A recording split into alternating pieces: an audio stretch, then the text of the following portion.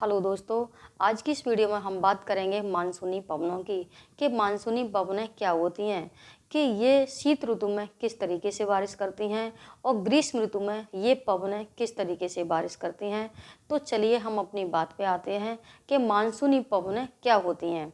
Monsoon शब्द का प्रयोग उन पवनों के लिए किया जाता है जिनकी दिशा में वर्ष में 2 बार परिवर्तन होता है, यानी कि ये पवनें ऋतु परिवर्तन के अनुसार अपनी दिशा बदलती रहती हैं।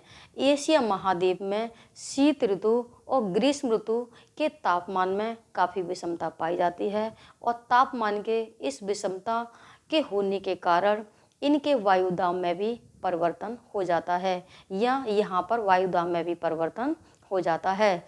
इसीलिए क्या होता है कि शीत ऋतु में ये पवनें स्थल से समुद्र की ओर चलती हैं और ग्रीष्म ऋतु में ये पवनें यानी कि समुद्र से स्थल की ओर चलती हैं, यानी कि सागरों से स्थल की ओर चलती हैं।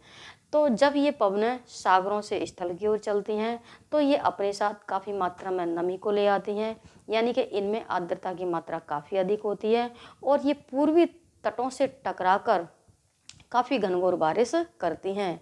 अब हम ये देखते हैं कि शीत ऋतु में ये पवनें स्थल से समुद्र की ओर चलती हैं तो इनमें नमी की मात्रा बहुत कम होती है, तो ये कम बारिश करती हैं। तो दोस्तों अब हम ये देखते हैं कि मानसून आ भी गया है, तो कहीं कहीं खूब तेज़ी से बारिश हो रही है तो कहीं बहुत गर्मी पड़ रही है। ये जब मानसून जब ये आता है ना, तो ये जब आता है तो या तो बंगाल की खाड़ी से आएगा या ये अरब सागर से आएगा। यानी बंगाल की खाड़ी से जब ये पवनें चलती हैं तब ये पूर्वी तटों से टकराती हैं और जब अरब सागर से ये पवनें बहती हैं तो ये भारत के पश्चिमी तटों से टकराकर ये वहाँ पर घनघोर बारिश करती हैं।